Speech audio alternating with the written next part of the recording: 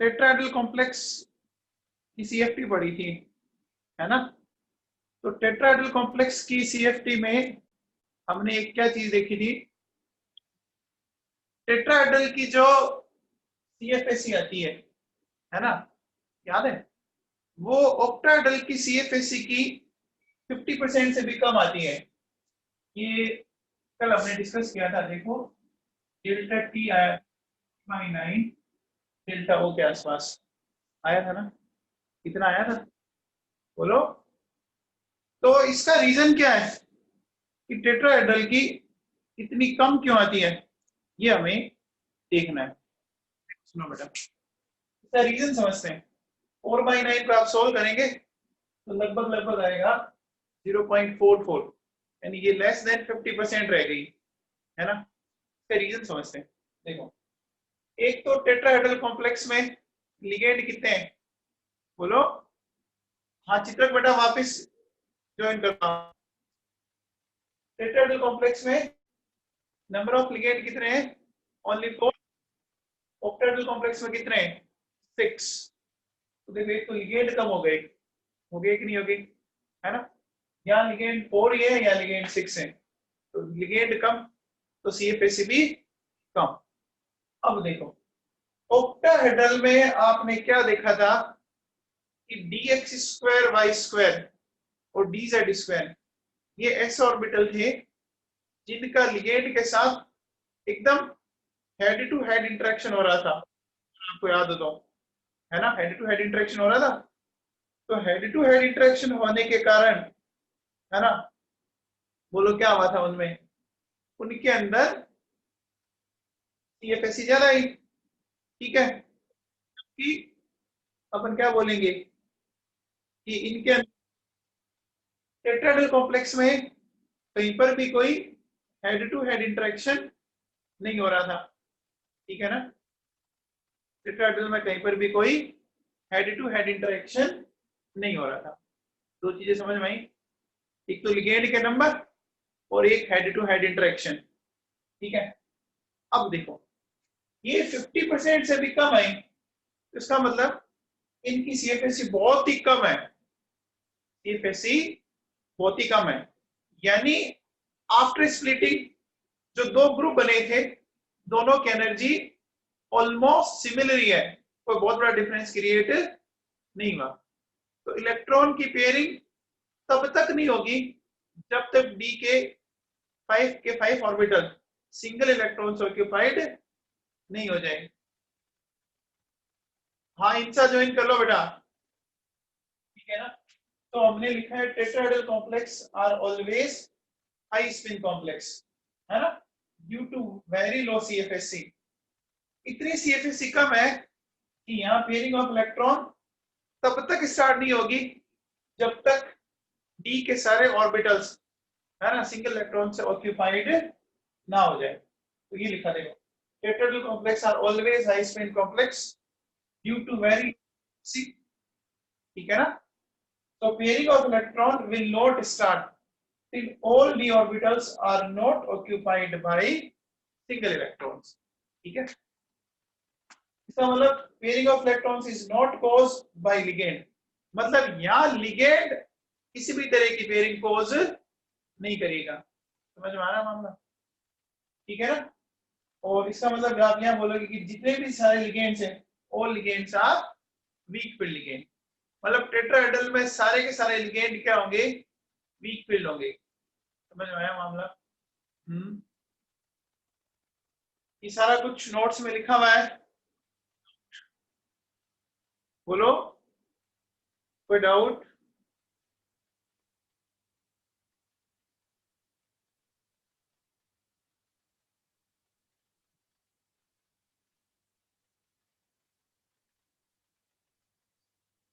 बोलिए।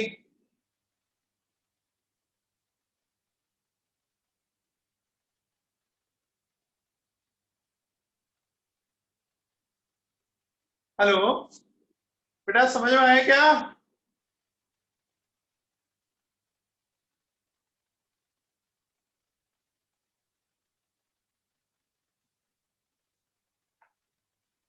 चलिए अब देखिए सुनिए।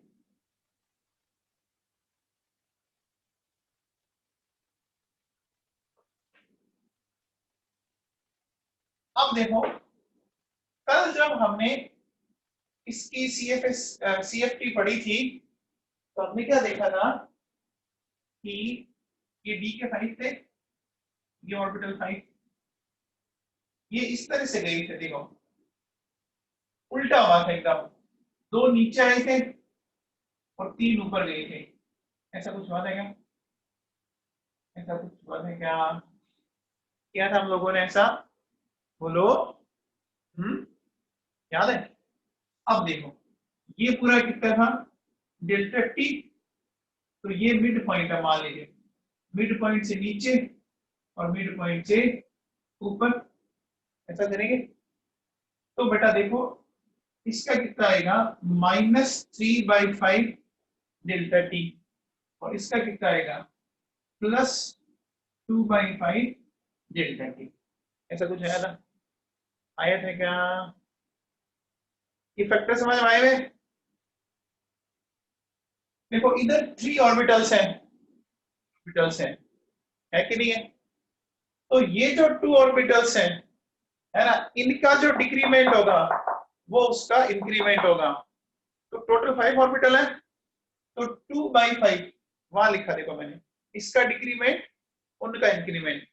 अच्छा, इनका इंक्रीमेंट कितना ऑर्बिटल है? 1 2 3, टोटल 3 ऑर्बिटल है यहाँ पर, और ओवरऑल 5 थे, तो यहाँ क्या लिखा है? 3/5। ये समझ में आ गया? ये फैक्टर पता है? बोलो। ऑक्टाहेड्रल में उल्टा आया था, याद है क्या? ऑक्टाहेड्रल में नीचे क्या आया था? ऑक्टाहेड्रल में उल्टा आया था, नीचे आया था 2/5 और ऊपर आया था 3/5, है ना बेटा? अब देखो, अब जैसे मैंने क्या किया है कि इनके कॉन्फ़िगरेशन लिखे, देखो D2 D3, है ना? तो ये मैंने सारे कॉन्फ़िगरेशन लिख रखे, ठीक है? अब देखिए हो क्या रहा है, D1 में एक इलेक्ट्रॉन यहाँ भर दिया, D2 में फर्स्ट एंड सेकंड यहाँ आ गया, D3 में फर्स्ट सेकंड थर्ड। अब देखो बेटा, D3 में मैं इलेक्ट्रॉन को यहां नहीं लेके आ रहा, इलेक्ट्रॉन सीधा ऊपर गया है, यानी एक नॉर्मल डी में आप इलेक्ट्रॉन भरते हो ना, देखो बेटा ऐसे देखो, 1 2 3 4 5, ऐसे भरना है, ठीक है ना? ये भरा, D4 में भरा 1 2 3 4, D5 में 1 2 3 4 5, 5 के बाद पेयरिंग होनी शुरू होती है। तो अब D6 में देखो पेयरिंग हुई, फिर D7 में, फिर D8 D9 D10, यानी नॉर्मल है ये। हमने कहीं पर भी ये नहीं देखा कि लिगेंड फोर्सफुली पेयरिंग करवा रहा है। क्या ये बात समझ में आई आपको? बोलो।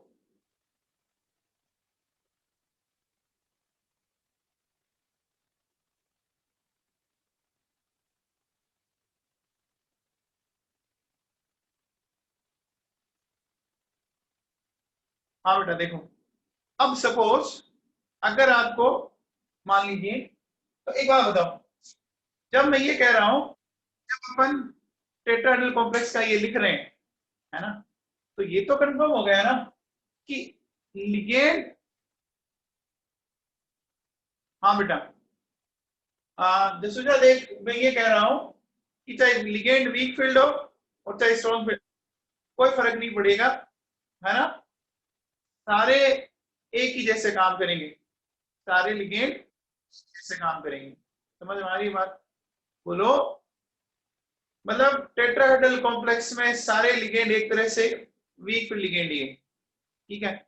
यानी लिगेंड पेयरिंग नहीं करता, इसका मतलब पेयरिंग एनर्जी का यहाँ पर कोई रोल नहीं है, ठीक है बेटा?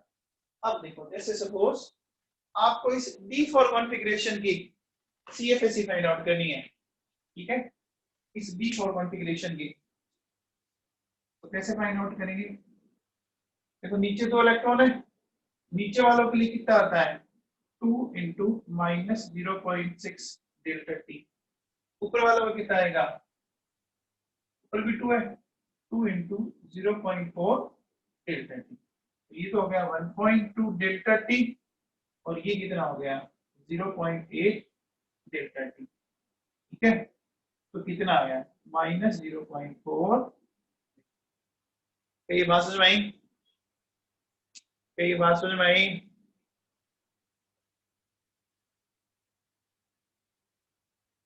तो मुझे D6 का निकालना, D6 का निकालिए, बताइए कितना आएगा? D6 का निकालिए।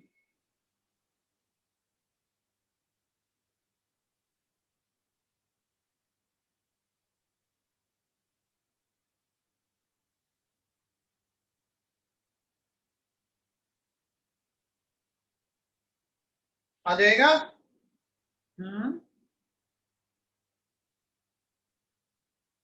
देखो बच्चों सुनो, नीचे 3 है ना, तो क्या लिखेंगे? देखो D6 3 इंटू -0.6 डेल्टा टी, ऊपर 3 है, 3 इंटू 0.4 डेल्टा टी। अब ये मत कर देना, पेयरिंग एनर्जी मत जोड़ देना, है ना, क्योंकि ये पेयर लिगेंड ने नहीं बनाया, ये नॉर्मल पेयरिंग है कि नहीं है? बोलो। D6 में नॉर्मल पेयरिंग होती है ना, ये देखो 5, एक अगर मैं और लेता तो ये तो नॉर्मल पेयरिंग है, लिगेंड ने तो पेयरिंग नहीं की। समझ में आ गया? बोलो। ठीक है,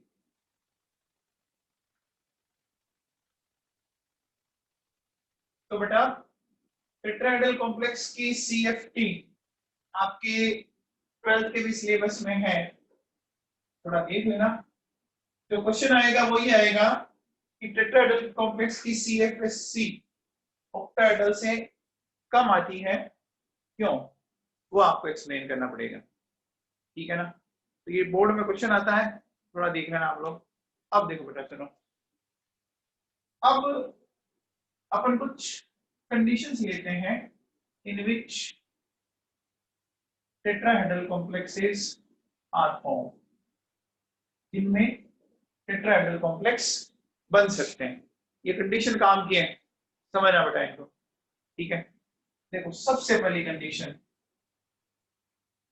सबसे पहला मैं ये कह सकता हूं कि इन द प्रेजेंस ऑफ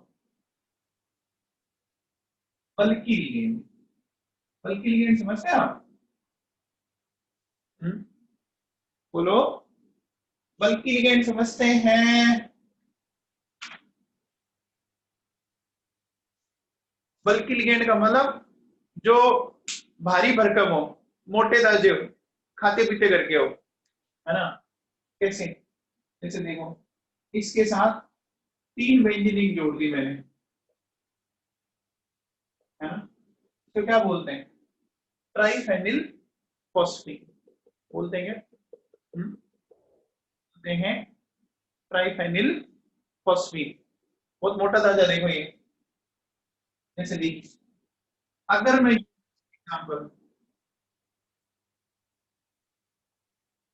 ये, ठीक है बेटा, अब इसको थोड़ा समझना आप कि मैं क्या कहना चाह रहा हूं। निकल यहां आएगा +2 स्टेट में। वैसे तो हमने ये सीखा था कि फॉस्फोरस जब डोनर सरफेस होती है तो लिगेंड कैसा होता है? फॉस्फोरस डोनर सरफेस लिगेंड कैसा होता है? स्ट्रॉन्ग होता है ना, याद आ गया बेटा? हमने क्या सीखा था? एनसीपी, है ना, nitrogen, carbon and phosphorus, these are strong ligand. अब देखो, इसमें 2 चीजें हो सकती हैं, है ना, तो 2 चीजें क्या? देखो, निकल +2 TD8 हो रहे, है ना, ये TD8 है,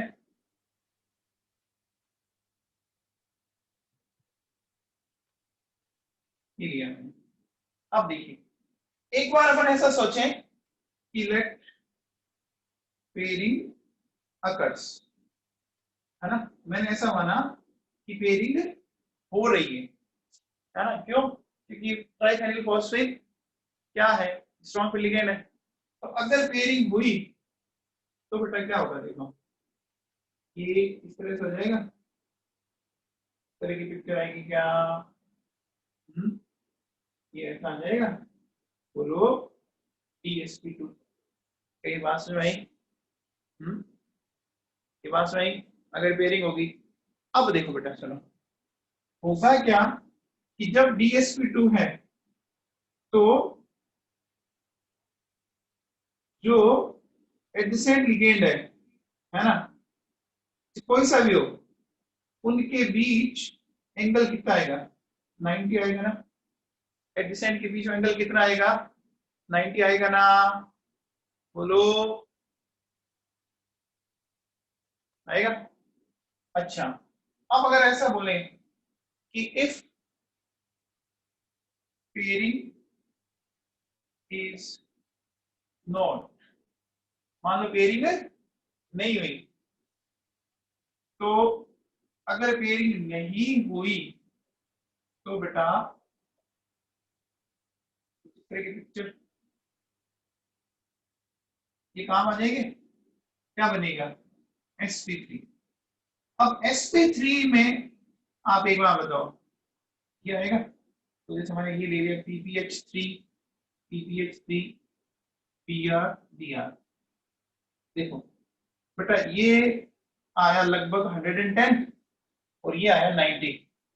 आप बताओ बड़े ग्रुप जितने पास पास होंगे उनमें रिपल्शन के चांसेस ज्यादा रहते हैं ना? अरे बोलो, है ना? तो बड़े ग्रुप को हम क्या करना चाहेंगे? ऐसे एंगल पर रखना चाहेंगे जहां रिपल्शन कम से कम हो। अब देखो 90 और यहाँ 110, तो बताओ ज्यादा बेटर कौन सा है? कौन सा एंगल ठीक है? 110 ठीक है ना? ठीक तो ये भी है, बट यहाँ रिपल्शन ज्यादा होगा ना बच्चों, यहाँ रिपल्शन कम होगा, बोलो। तो इस टेट्राहेड्रल को अडॉप्ट करना चाहिए, है ना? इसलिए टेट्राहेड्रल यहाँ पर आ जाता है। बेटा ये जेई में आया हुआ क्वेश्चन है, 99 जेई में आया हुआ क्वेश्चन है, ठीक है? क्या ये बात समझ पा रहे हैं आप?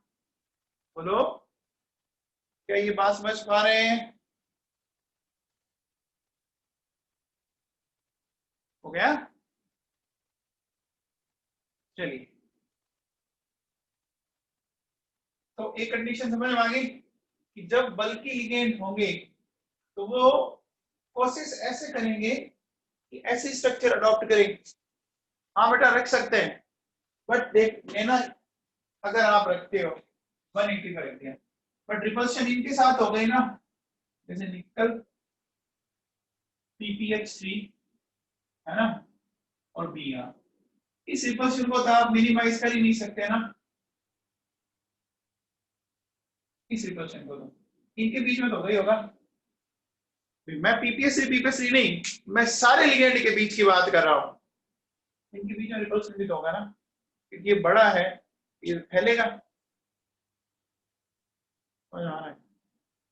देखो आप इसको ऐसे सोचो कि जैसे हमारी जो घर के आगे की जो गली है उसमें नॉर्मल 4 व्हीलर आता है, कोई दिक्कत नहीं होता है, लेकिन जब कोई बहुत बड़ा ट्रक आ जाए, तो आप सोचो कि उसका साइज इतना बड़ा होता है कि हम थोड़ा अनकंफर्टेबल फील करने लग जाते हैं, क्योंकि साइज बड़ा है तो रिपल्शन ज्यादा होने के चांसेस है। अरे समझ में आ रही है क्या बात? बेटा स्क्वायर प्लेनर बनता जरूर है, लेकिन वो बनते ही टेट्राहेड्रल में कन्वर्ट हो जाएगा, ठीक है? चलिए अब देखो नेक्स्ट सेकंड कंडीशन लेते हैं, in lowest oxidation state of metal, है ना? मेटल की ऑक्सीडेशन स्टेट जितनी कम आएगी, है ना, उसमें आपका टेट्राहेड्रल कॉम्प्लेक्स बनेगा। जैसे देखो बेटा सुनो, मैंने लिया NaCO4, मैंने लिया NaPF3, देखो बेटा इसमें निकल आ रहा है 0, इसमें भी निकल आ रहा है 0। ये दोनों के दोनों याद कीजिए D8 है, याद है क्या? क्या होगा? TD8 4s2, एक फंडा बताया था कि S और D के इलेक्ट्रॉन का जब सम 10 आ जाए तो कौन सा वाइब्रेशन आता है, याद है क्या? कितनी बताया था, बोलो, कितनी आ गया ना? बोलो। अच्छा, ये बताओ बच्चों, देखो FeCO4 -2, यहाँ तो देखो Fe -2 में आ गया ना? आ गया, तो ऑक्सीडेशन स्टेट और कम हो गई क्या? बोलो, हो गई क्या? अब बताओ Fe का जनरल कॉन्फ़िगरेशन क्या होता है? 3d6 4s2 है ना? Fe का तो होता है 3d6 4s2, लेकिन यहाँ Fe -2 है, 2 इलेक्ट्रॉन और जोड़ोगे तो ये आ गया। ओवरऑल बताओ कितने हो गए? वही आ गया ना, 8 और 2 10, 10 आता है, तो बोलो क्या, बोलो क्या बनेगा? sp3। अच्छा ये बताओ NaCN4 -4, बताओ बताओ, क्या बताओ, क्या बताओ?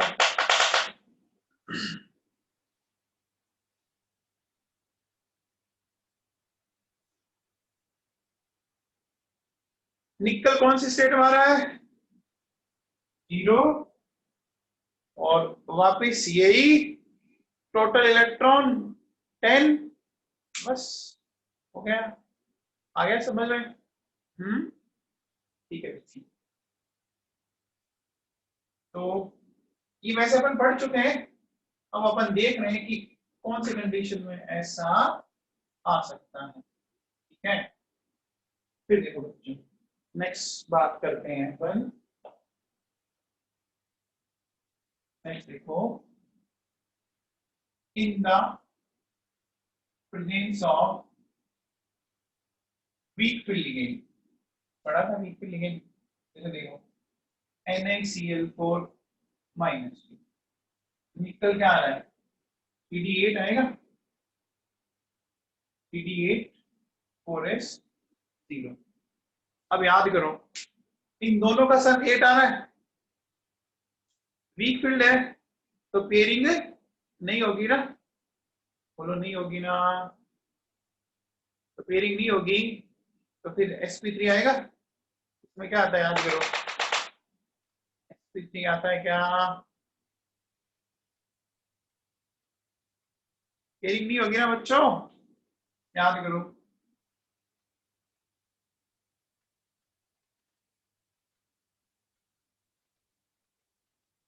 तो जो पेयरिंग नहीं होगी हमें 4 ऑर्बिटल आगे वाले यूज लेने हैं, ठीक है? फिर देखो इन D0 D5 और D10 कॉन्फ़िगरेशन, बेटा अगर आप ध्यान दो ना, इन कॉन्फ़िगरेशन में CFSC 0 आएगी, D5 में क्या हो गया? सिमेट्रिकल अरेंजमेंट है, और D10 में भी क्या हो गया? सिमेट्रिकल है ना? अरे समझ में आएगा? देखो ये 3 ऊपर गए, ये 2 नीचे आए, ऐसे बनेंगे। नीचे वालों का ये 2 है, 2 into -0.6 delta T, 3 into 0.4 delta T, जोड़ो सब, वो +1.2, ये -1.2 आएगा ना, है ना? सही है। तो इन कॉन्फ़िगरेशन में क्या होता है कि आपका क्या बनेगा? sp3 कैसे बनेगा चेक करो, कैसे देखो, मैं एक एग्जांपल देता हूं,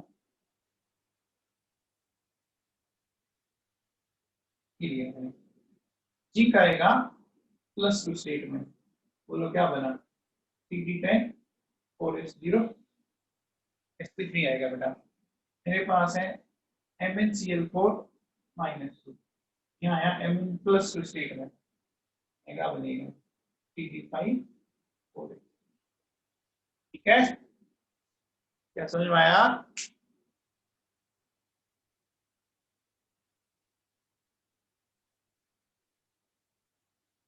हो गया बच्चों?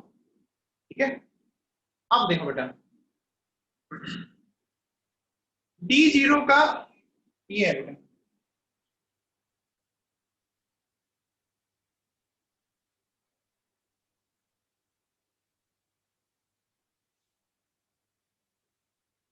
ये D5 है, Cl इसके साथ कैसा लिगेंड है? वीक फील्ड लिगेंड है, तो पेयरिंग तो वैसे भी नहीं होनी, और CFSC बहुत ही कम आएगी ना। अभी निकाल के बताई थी मैंने, नीचे वालों की -1.2 और ऊपर वालों की +1.2, नेट 0 आ गई थी बेटा, है ना। चलिए अब बेटा देखो सुनो, एक स्टेटमेंट अगर मैं बोलूं कि एक अपन बना रहे हैं टेट्राहेड्रल कॉम्प्लेक्स और एक अपन बना रहे हैं ऑक्टाहेड्रल, तो किसके बनने की पॉसिबिलिटी ज्यादा है? तो बेटा ऑक्टाहेड्रल के बनने की पॉसिबिलिटी ज्यादा है। सुनना ढंग से, किसकी पॉसिबिलिटी ज्यादा होगी? ऑक्टाहेड्रल कॉम्प्लेक्स की पॉसिबिलिटी टेट्राहेड्रल कॉम्प्लेक्स से ज्यादा होती है। रीजन समझते हैं? ऑक्टाहेड्रल कॉम्प्लेक्स में टोटल बॉन्ड कितने बनेंगे? 6 ना। ऑक्टा में कितने बनेंगे? 6। और टेट्रा में कितने बनेंगे? 4 बनेंगे। जितने ज्यादा बॉन्ड बनेंगे एनर्जी उतनी ज्यादा रिलीज होगी। Is it clear? है ना, सही है। तो एनर्जी किस में ज्यादा रिलीज हो रही है? ऑक्टाहेड्रल कॉम्प्लेक्स में। ठीक है बच्चों, फिर देखो ऑक्टाहेड्रल कॉम्प्लेक्स का जो CFSE है वो टेट्राहेड्रल कॉम्प्लेक्स काफी ज्यादा आती है, तो स्टेबलाइजेशन एनर्जी अच्छी वाली आ जाती है। वहां आपने देखा होगा D4, D5, D6, D7 in configuration में पेयरिंग भी हो जाता है, तो इसलिए ध्यान रखना कि कौन से में ज्यादा पॉसिबिलिटी बनने की है ऑक्टाहेड्रल की। ठीक है, अब बेटा देखो सुनो, ये एक कंसेप्ट समझना जो मैं एक्सप्लेन कर रहा हूं। देखो स्क्वायर प्लेनर कॉम्प्लेक्स कब बनेगा? हमें एक्सप्लेन करना है कि स्क्वायर प्लेनर कॉम्प्लेक्स कब बनेगा, ये चेक करना है। सुनना ढंग से, देखो स्क्वायर प्लेनर कॉम्प्लेक्स तब बनता है जब अटेम्प्ट ऑफ ऑक्टाहेड्रल कॉम्प्लेक्स क्या हो जाए? फ्लॉप हो जाए, फेल हो जाए, बन नहीं पा रहा हो। अब देखो जनरली कब बनता है ये? D8 कॉन्फ़िगरेशन और स्ट्रॉन्ग फील्ड के केस में। ध्यान से समझना बेटा, बहुत ढंग का फंडा बता रहा हूं। देखो अगर ये ऑक्टाहेड्रल की बात करें अपन, तो ऑक्टाहेड्रल में ध्यान देना, नीचे 3 ऑर्बिटल आए थे, ऊपर 2 ऑर्बिटल आए थे। D8 में देखो ऐसा बनेगा, ऐसा था, याद कीजिए, ये ऑक्टाहेड्रल था। क्या देखा? बोलो, ऑक्टाहेड्रल में ऐसा आता था, आता था क्या? अब मुझे क्या होता, इसमें ये जो 2 ऑर्बिटल है ना, एक तो है dz² और एक है dx², y²। समझ में आ रहा है? अब मैं एक बार डायग्राम बनाता हूं। देखो ये ऑक्टाहेड्रल का मैंने डायग्राम बना लिया। ठीक है, तो इसको थोड़ा समझे आप, दिमाग लगाए ढंग से। देखिए ये जो मैं लोग बना रहा हूं,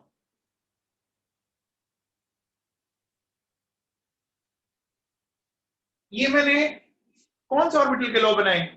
बताओ भाई।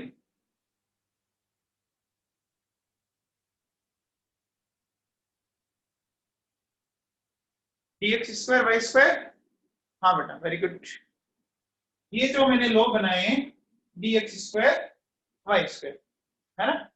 अब एक बार बताओ, एक लिगेंड यहाँ, एक लिगेंड यहाँ, एक लिगेंड यहाँ और एक लिगेंड, इसमें कोई दिक्कत नहीं है। आप बताओ dx स्क्वायर वाई स्क्वायर कितने लिगेंड को फेस कर रहा है? 4 लिगेंड को फेस कर रहा है क्या? बोलो 1 2 3 4 कर रहा है क्या? कर रहा है। ओके, अब देखो, अब मैं ये बना रहा हूं,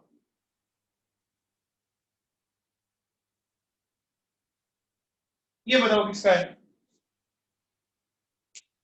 dz स्क्वायर, वेरी गुड, बोलो dz स्क्वायर है बेटा। तो dz स्क्वायर कितने लिगेंड को बोलो फेस कर रहा है? 2 को कर रहा है ना? कितना समझ में आ गया? 2 को कर रहा है ना? देखो, एक यहां कर रहा है और एक यहां, इसमें कोई डाउट नहीं। अब मुझे बताओ, ये वाला ऑर्बिटल 4 को फेस कर रहा है, 2 को फेस कर रहा है, कर रहा है, एग्री करना, बोलो कर रहा है ना? ये बात समझ आई आपको? बोलो सही है। आप मुझे बताओ किस ऑर्बिटल को ज्यादा रिपल्शन फेस करना पड़ेगा? तो चर का सामना करना पड़ रहा है, तो ये कंफर्म है ना कि dx स्क्वायर वाई स्क्वायर को ज्यादा रिपल्शन फेस करना पड़ेगा, है ना? और dz स्क्वायर को कंपैरेटिवली कम करना पड़ेगा ना? बोलो। तो अब देखो बेटा होता है क्या है, मैं थोड़ा सा इस डायग्राम को इधर शिफ्ट करके बनाता हूं, देखो कैसे, सुनो, dx स्क्वायर वाई स्क्वायर ये कंफर्म हो गया कि ज्यादा रिपल्शन फेस करेगा। ये नीचे 3 ऑर्बिटल थे, ये ऊपर 2 ऑर्बिटल थे, ऐसी कॉन्फ़िगरेशन आया था अभी तक हमारा। अब देखो क्या होगा, इसमें वापस स्प्लिटिंग हो जाएगी, स्प्लिटिंग होती देखो क्या होगा, dz स्क्वायर नीचे आया और dx स्क्वायर वाई स्क्वायर ऊपर चला गया। ये तो समझ में आ गया? ऊपर क्यों गया? क्योंकि ये चर लिगेंड से रिपल्शन फेस कर रहा है, तो एनर्जी राइज होगी ना। बोलो। अब देखो बेटा सुनो, यहां पर पहले इसका एक इलेक्ट्रॉन था, अब क्या होगा, हमने बोला था कि ये कंडीशन होती है स्ट्रॉन्ग फील्ड के केस में। तो बेटा स्ट्रॉन्ग फील्ड क्या करेगा? पेयरिंग करवाता है ना, वो क्या करेगा, dx स्क्वायर वाई स्क्वायर के इलेक्ट्रॉन को भी इसमें सेंड कर देगा, यानी पेयरिंग होगी। यानी ये जो डिफरेंस है ना वो काफी ज्यादा क्रिएट हो जाता है, काफी ज्यादा क्रिएट हो जाता है, ठीक है ना? पेयरिंग एनर्जी से भी ज्यादा, तो डिफरेंस ज्यादा क्रिएट होगा, तो इलेक्ट्रॉन की क्या होगी? पेयरिंग होगी। बोलो पेयरिंग होगी। तो अब दोनों इलेक्ट्रॉन किस में आ गए? dz स्क्वायर में आ गए ना? आगे बोलो। अब जैसे dz स्क्वायर में आ गए, इसका मतलब ये ऑर्बिटल तो पूरा भर गया, पूरा भर गया। तो बेटा अब लिगेंड इधर आके क्या करेगा? कुछ भी तो रहा नहीं है, ऑर्बिटल ऑलरेडी ऑक्यूपाइड है। अरे ये रेड वाला देखो मैंने पूरा भर दिया, ऑक्यूपाइड है, तो अब लिगेंड यहाँ टिकेगा नहीं, तो लिगेंड यहाँ से हटा दो। जब लिगेंड यहाँ से हट गया तो बताओ पीछे क्या बचा? कितने बॉन्ड बचे? सिर्फ 4 ही बचे। और वो कौन सी कंडीशन बच गई? देखो स्क्वायर प्लेनर, टेट्राहेड्रल नहीं है मुदिता, स्क्वायर प्लेनर है। बोलो आ गया? अरे समझ में आ गया? तो ऐसा होगा तभी जब क्या हो, आपका स्ट्रॉन्ग फील्ड लिगेंड हो। देखो बेटा जैसे निकल है ना, निकल +2, अगर आप साइनाइड लेते हो तो इस कॉम्प्लेक्स के बनने की पॉसिबिलिटी ज्यादा है ना। और अगर आप वीक फील्ड लिगेंड लेते हो तो इस कॉम्प्लेक्स के बनने की पॉसिबिलिटी ज्यादा है। समझना इस बात को ढंग से। देखो साइनाइड कैसा लिगेंड है, स्ट्रॉन्ग फील्ड। स्ट्रॉन्ग फील्ड के केस में तो देखो क्या बन रहा है, क्या बन रहा है, कोऑर्डिनेशन नंबर 4 वाला, यानी स्क्वायर प्लेनर बनेगा। और वीक फील्ड के केस में क्या बन रहा है, ऑक्टाहेड्रल बन रहा है। क्योंकि वीक फील्ड में ये डिफरेंस बहुत ही कम होगा, तो इसका मतलब इलेक्ट्रॉन नीचे नहीं आएगा। ठीक है ना, अरे समझ में आ गया क्या?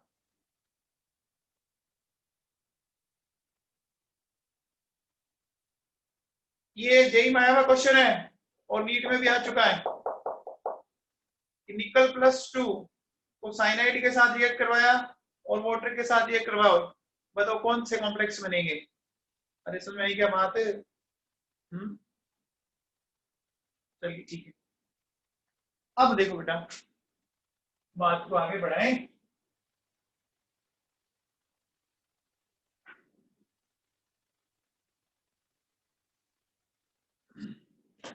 अब अपन नए टॉपिक पे चलते हैं, फैक्टर्स अफेक्टिंग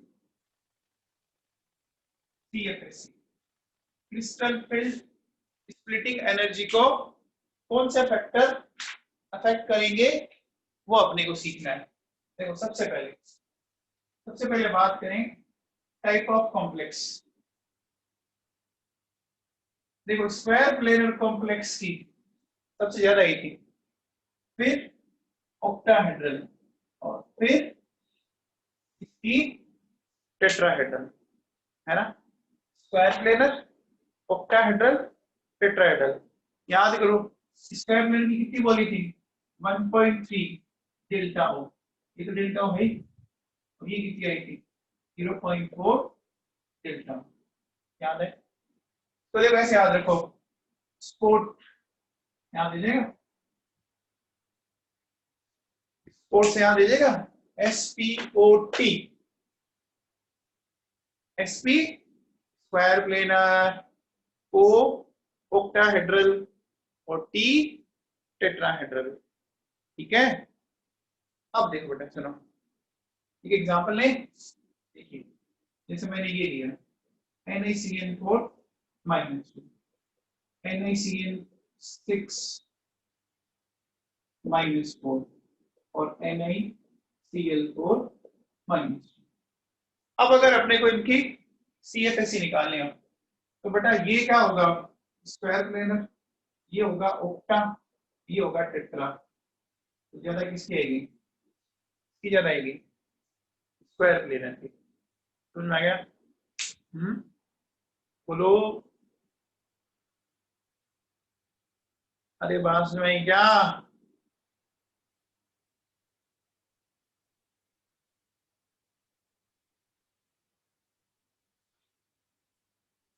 अगर मैं ये लूं,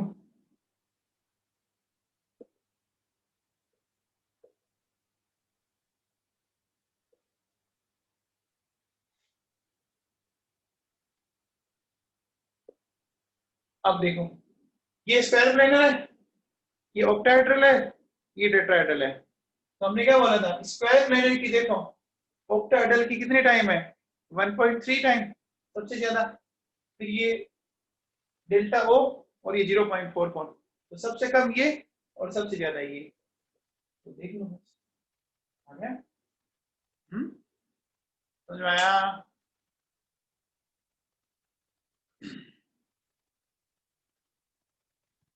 फिर देखो बेटा नेक्स्ट,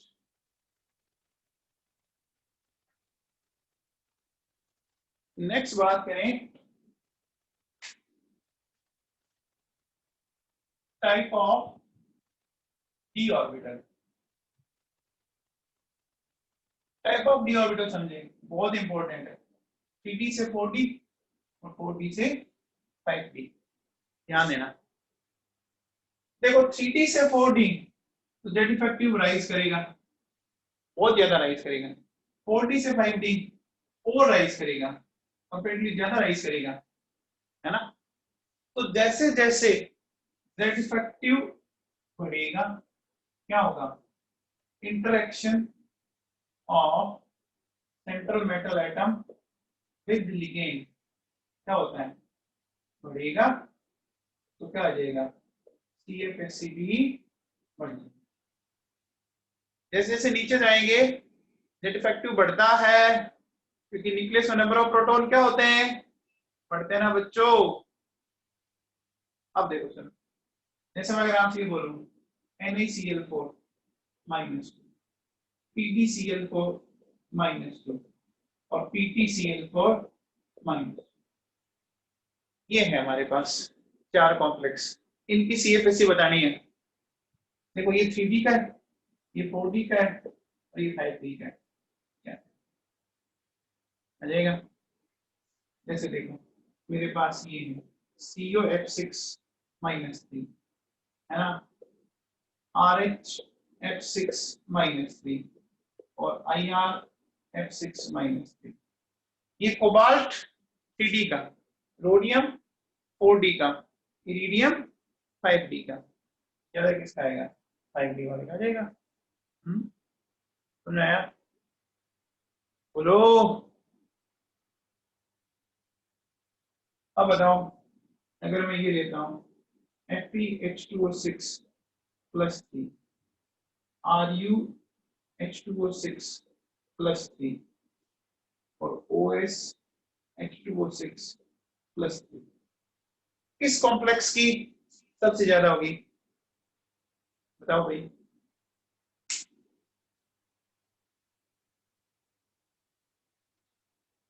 OS वाले की होगी, क्यों, 3D 4D 5D, ठीक है, कोई डाउट नहीं।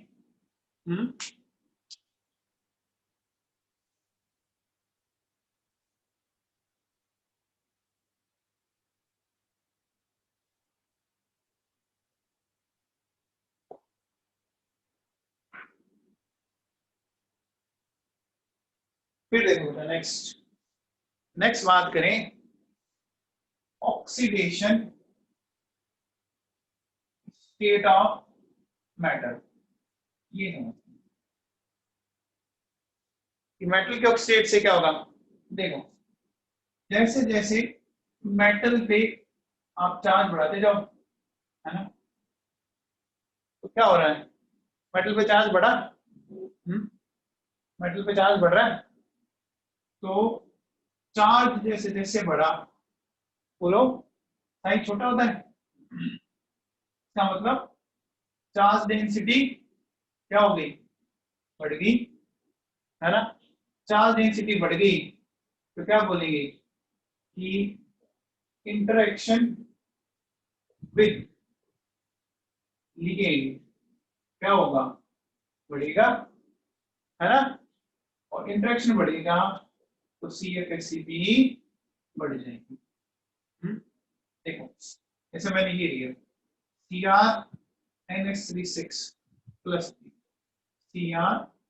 CrNH36 +2, तो यहाँ क्रोमियम प्लस स्टेट में, यहाँ क्रोमियम प्लस स्टेट में, तो बताओ किसकी CFSC ज्यादा आएगी, प्लस वाली की आएगी ना।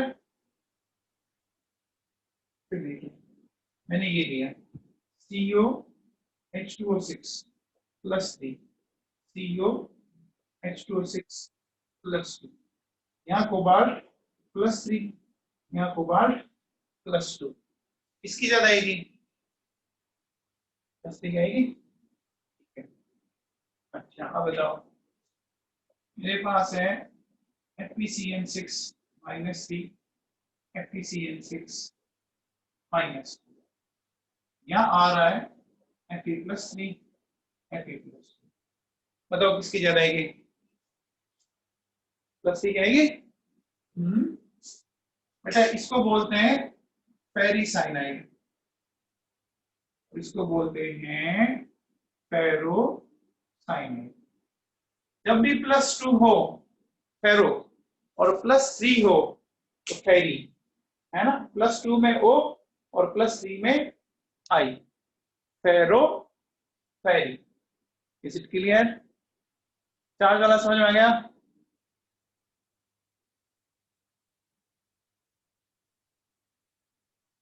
बेटा डाउन द ग्रुप, आप अगर मेटल और लिगेंड दोनों चेंज कर दोगे फिर कंपेयर कैसे करोगे? फिर कंपैरिजन का मतलब ही नहीं निकलेगा।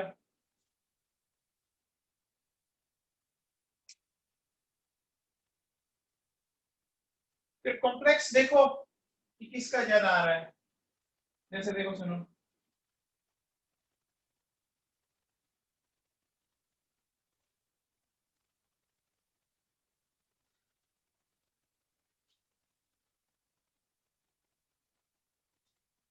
जैसे हम आपसे ये पूछ लें कि NaCO4 और PbCl दिया है, ठीक है? तो बेटा ये तो आ रहा है टेट्राहेड्रल और ये आ रहा है स्क्वायर प्लेनर, इसका ज्यादा आएगा। मेटल भी चेंज है, लिगेंड भी चेंज है, ठीक है?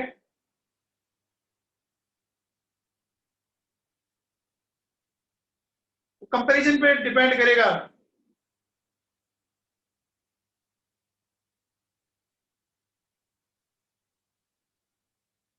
हाँ बेटा नेक्स्ट देखो, अब देखिए, अब अपन बात करते हैं नेचर ऑफ लिगेंड पर।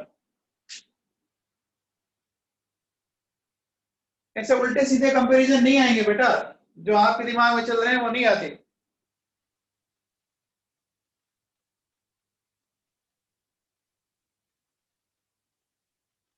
नेक्स्ट देखो, नेक्स्ट बात करें नेचर ऑफ लिगेंड। देखो लिगेंड में मेनली दो टाइप के लिगेंड बहुत ही ज्यादा काम के, कौन कौन सी? एक तो एनाइनिक और एक न्यूट्रल, ठीक है? अब देखो एनाइनिक में जैसे मैंने ये लिया, और न्यूट्रल में मान लो मैं ये ले लेता हूं,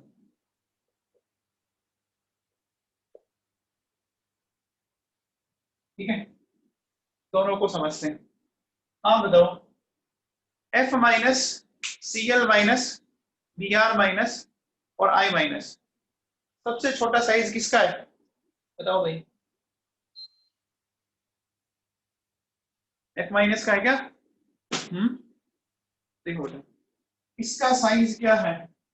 स्मॉलेस्ट साइज, साइज छोटा है।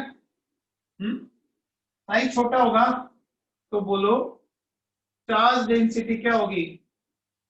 हाई होगी क्या? साइज छोटा है तो चार्ज डेंसिटी ज्यादा आएगी ना, क्योंकि चार्ज तो सबका -1 है, बोलो, है ना? तो चार्ज डेंसिटी सबसे ज्यादा है, तो क्या बोलेंगे? मोर इंटरेक्शन विद मेटल, बोलो, मेटल के साथ इंटरेक्शन ज्यादा होगा। इंटरेक्शन ज्यादा होगा तो ये CFSC भी ज्यादा क्रिएट करेगा। तो इन चारों लिगेंड में CFSC सबसे अच्छे कौन क्रिएट करेगा? F माइनस क्रिएट करेगा, ठीक है? इन सब में सबसे ज्यादा CFSC F माइनस। अब बताओ कार्बन, नाइट्रोजन और ऑक्सीजन, सबसे कम ईएन किसकी है बताओ भाई? कार्बन की ना। तो इलेक्ट्रॉन इजीली कौन देगा? इलेक्ट्रॉन इजीली कौन देगा? कार्बन देगा। जो इजीली देगा उसका मतलब लिगेंड के साथ इंटरेक्शन अच्छा हो रहा है ना? हो रहा है कि नहीं हो रहा? हो रहा है बेटा। तो बताओ इसमें सबसे अच्छा लिगेंड सीओ, बोलो, सीओ सबसे अच्छा लिगेंड होगा क्या? होगा। इंटरेक्शन अच्छा हो रहा है, याद आ गया? बोलो। हम्म। तो अब देखो बेटा, लिगेंड की स्ट्रेंथ के अकॉर्डिंग एक सीरीज बनती है ना? उस सीरीज को अपन एक नाम देते हैं स्पेक्ट्रोकेमिकल सीरीज, है ना? अपन क्या कह रहे हैं? स्ट्रेंथ ऑफ लिगेंड, है ना? मतलब जो लिगेंड जितनी ज्यादा CFSC क्रिएट करेगा वो लिगेंड उतना ही स्ट्रॉन्ग होता है ना। जैसे देखो CO CN minus NO2 EN NH3 PY H2O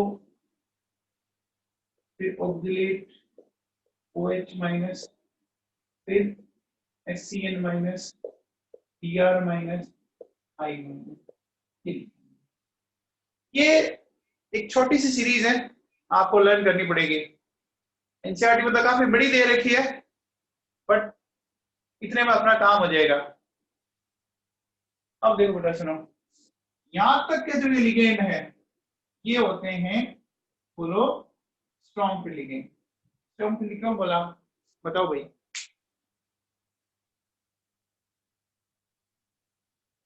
इनको स्ट्रॉन्ग फील्ड क्यों बोला?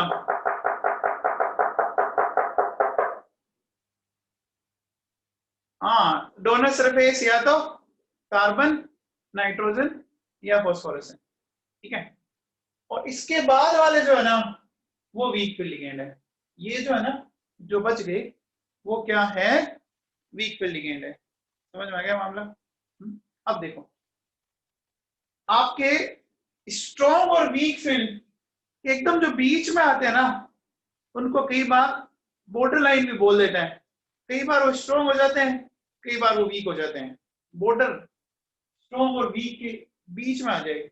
याद करो H2 और ऑक्सीलेट की बात मैंने बताई थी कि कोबाल्ट प्लस 3 के साथ ये स्ट्रॉन्ग का काम कर जाते हैं। याद करो, बताया था मैंने, बताया था ना? अरे बताया था। ये मतलब ये जो है ना 4-5 लिगेंड ये बॉर्डर लाइन है। कई बार वीक वाला स्ट्रॉन्ग बन जाता है और कई बार स्ट्रॉन्ग वाला वीक बन जाता है ना बेटा? अब एक चीज बताओ मेरे को कि अगर मैं आपसे ये पूछूं CrCl6 -3 CrH2O6 +3 और CrNH36 +3, ठीक है। आप चाहो तो ये ले लो सारे Cl minus Cr minus I। अब बताओ इसमें से किस कॉम्प्लेक्स की CFSC मैक्सिमम आएगी? थर्ड की आएगी क्या? आएगी। देखो इसमें लिगेंड अमोनिया है तो अमोनिया तो यहाँ रहा, फिर इसमें वाटर है ये रहा, इसमें Cl है ये रहा, है ना? तो लिगेंड जितना स्ट्रॉन्ग वो क्या करेगा? CFSC ज्यादा कोज करेगा। समझ में आ गया? बोलो।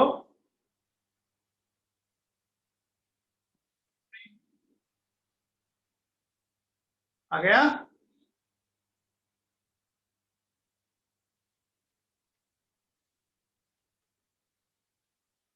ये सीरीज बेटा लर्न कर लेना, ठीक है। चलो अब सुनो,